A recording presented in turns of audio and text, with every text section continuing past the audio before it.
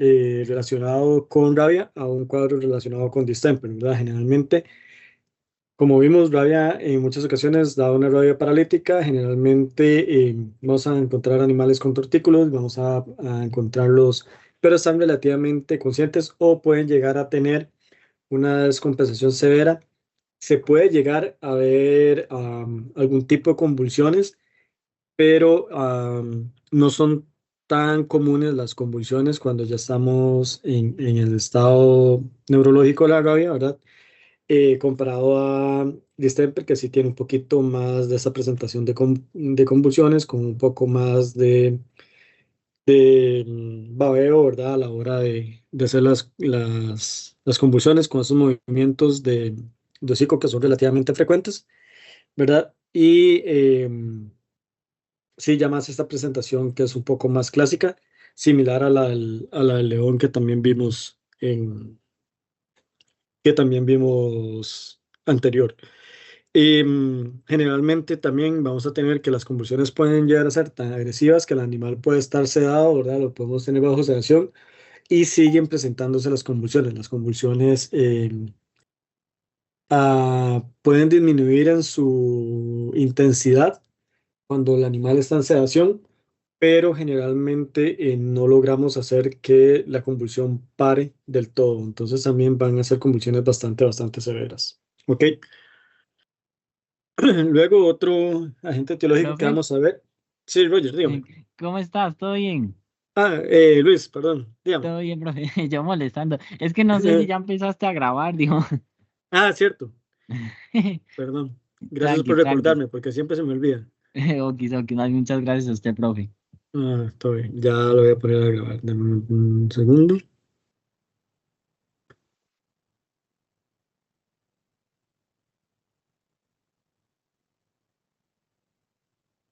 Les estoy debiendo la grabación de la semana pasada, ¿verdad?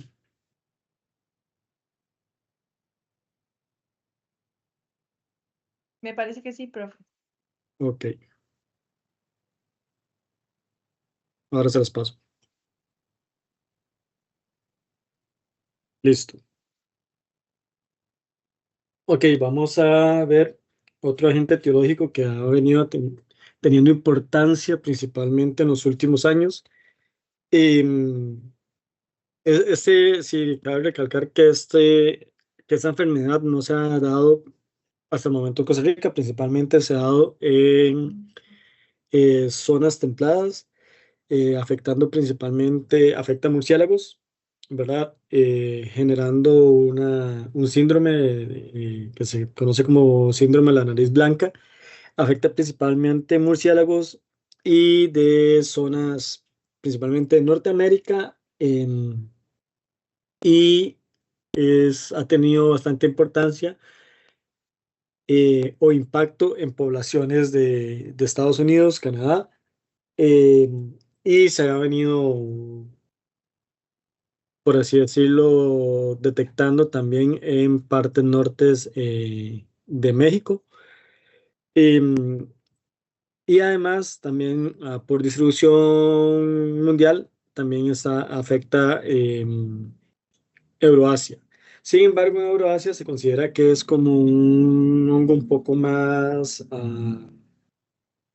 endémico y no tiene tanto impacto en las poblaciones de murciélagos. Sin embargo, sí fue introducido en Norteamérica. Principalmente se da en especies que hacen hibernaciones en cuevas. em, y fue introducido en América, principalmente en Norteamérica. Y lo que se ha visto es que sí afectaba a poblaciones bastante abundantes de estos murciélagos y ha generado mortalidades bastante altas. Casi que hay varias especies que se han visto tan afectadas que la población se ha llegado a reducir a casi el 90% y, digamos, con un peligro bastante crítico de desaparecer en ciertas zonas de distribución natural de las mismas. Entonces, ha venido a tener un impacto importante en este grupo de mamíferos. Em, Como les comentaba, es una enfermedad micótica, es un hongo. ¿verdad? Que va a llegar a afectar a los murciélagos. Generalmente el nombre del hongo, ¿verdad? Es Pseudohypnoscus destructans, pero se puede encontrar con la sinonimia de Geomyces destructans. Un poco más fácil el segundo nombre, la sinonimia. Este hongo se ha visto que principalmente, como les dije, afecta a murciélagos que hacen hibernaciones. Y dentro de murciélagos que hacen hibernaciones, afecta principalmente a aquellos que utilizan cuevas em, para hibernar. Principalmente lo que va a pasar es que se encuentran los animales, los murciélagos, cuando están durante el tiempo de actividad, ¿verdad? Pueden llegar a tener contacto con este hongo. em, Y cuando hacen hibernaciones, pues el hongo puede ir sobre el pelaje de estos murciélagos, y cuando tienen contacto entre ellos, cuando están hibernando, ¿verdad? Que hacen colonias y se agrupan. Este contacto directo pues hace que en el momento de hibernación, donde baja la temperatura y se encuentra la temperatura óptima para este hongo, pues comience a replicarse, ¿verdad? Y comience a infectar a una gran cantidad de individuos. Principalmente la presentación más clínica es similar a esta presentación, como en el cuadro A, ¿verdad?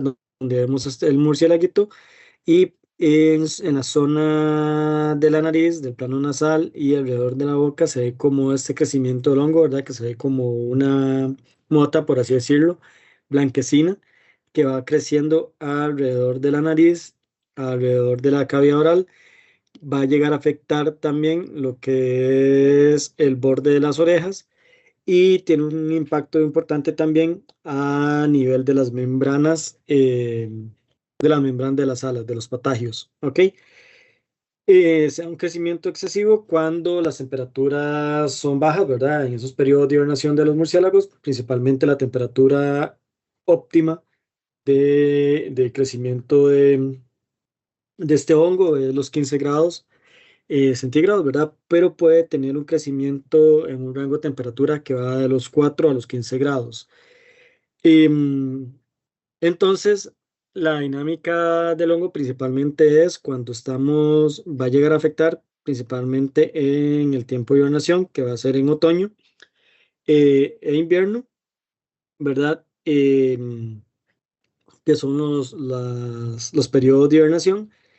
Generalmente en verano y en primavera eh, los murciélagos están en actividad, ¿verdad? Entonces es poco el impacto que va a tener el hongo porque las temperaturas son mucho más cálidas, entonces no llega a afectar, no tiene una temperatura óptima de crecimiento. Sin embargo, cuando están en el periodo activo, ¿verdad? Donde hay mayores temperaturas, el hongo sí soporta temperaturas mayores a 15 grados. Sin embargo, la cantidad de conidias activas van a ser relativamente bajas, pero van a ser bastante resistentes a estas condiciones ambientales.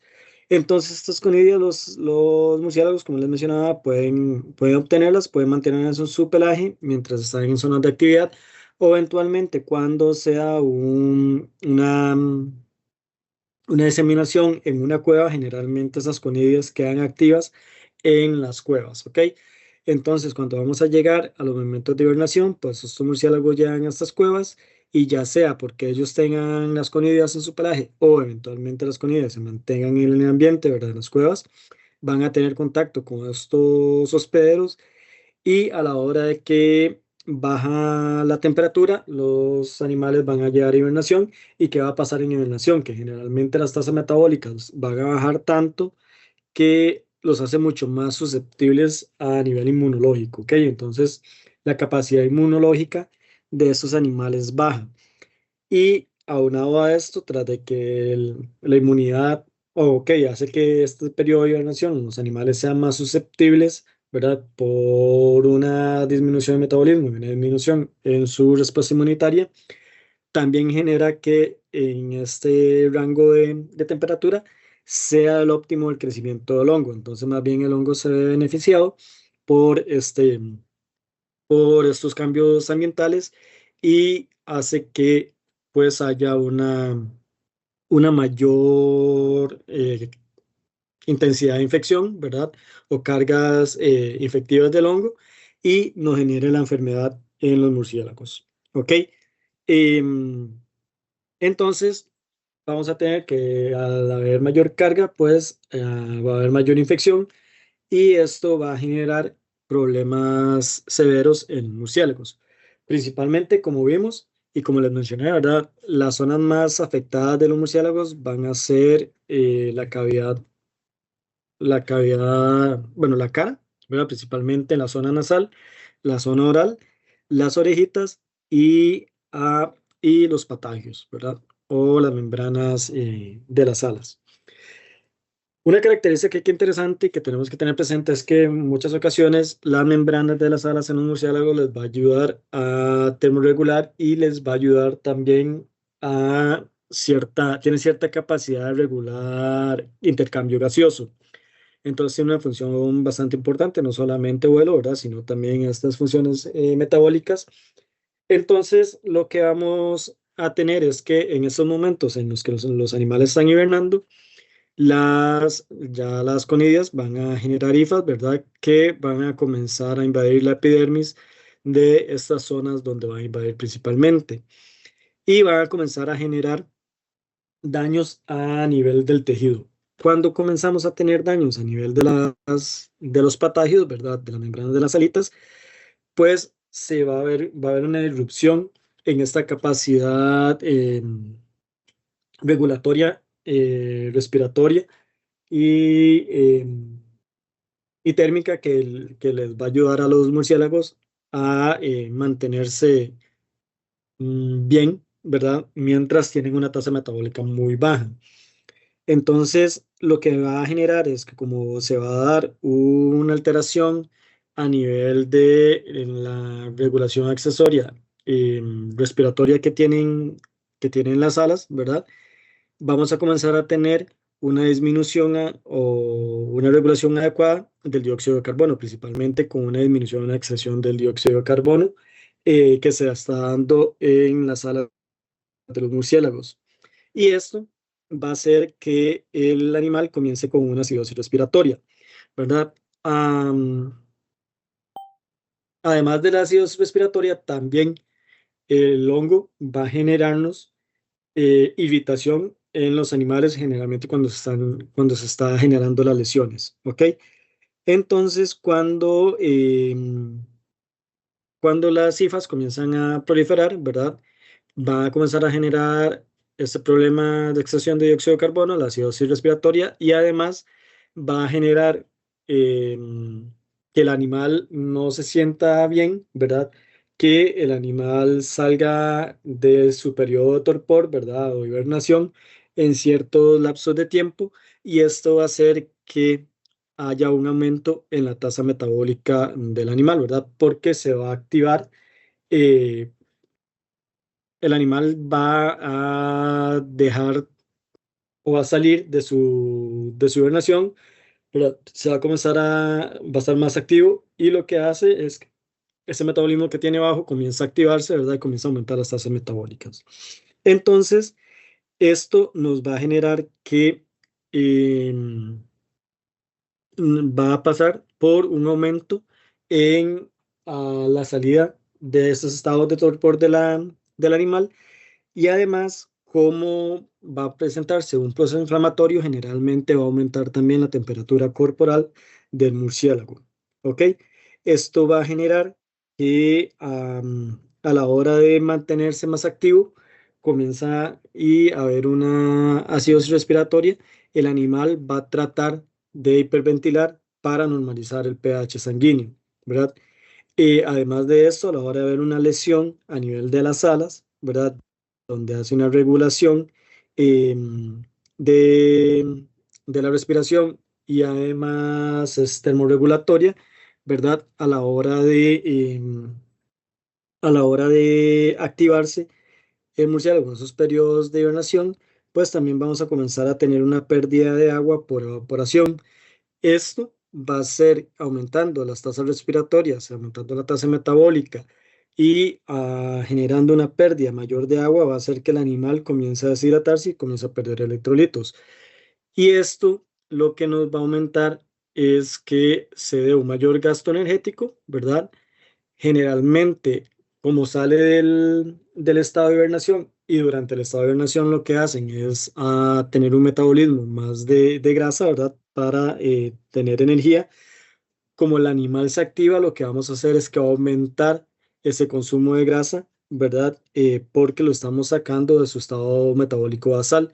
Entonces vamos a tener una pérdida de grasa y una deshidratación y esto va a llegar a que el animal presente una emaciación. Y además, con un sistema inmune debilitado, ¿verdad? Esto va a ser lo más susceptible a que el animal llegue a morir por la enfermedad, ¿verdad? Entonces se va a dar una mayor mortalidad de las poblaciones.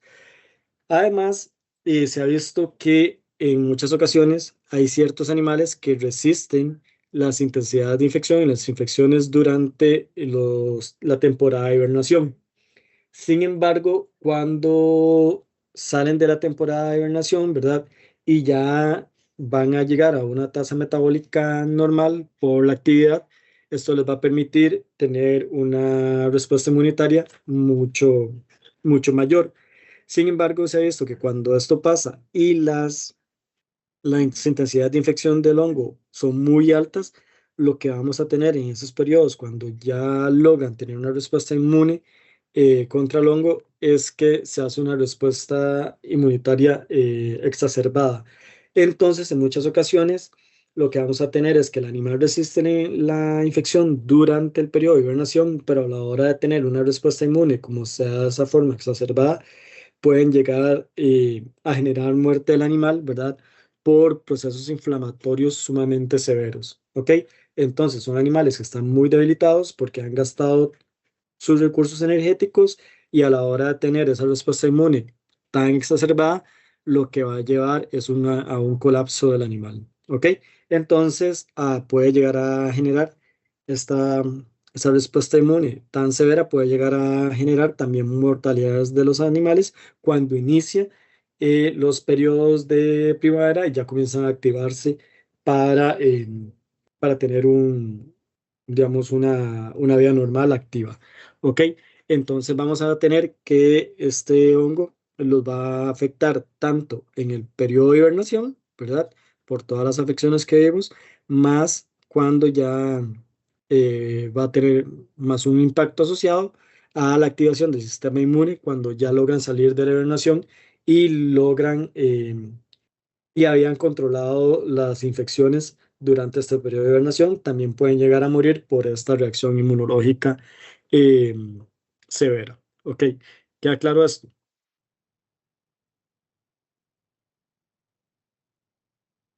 Sí, profe, sí queda bien Sí, claro. ok, perfecto. Entonces, vamos a tener que este hongo, ¿ok? Va a generar esas principales lesiones, ¿verdad? En cara, en orejas y en alas, pero principalmente em, las afecciones de las alas son las que van a generar un poco más de problemática porque es donde se da las mayores alteraciones metabólicas, ¿ok? Principalmente afectando el intercambio gaseoso que se da en las alas, ¿verdad? Em, y además pues afectando las tasas metabólicas a la hora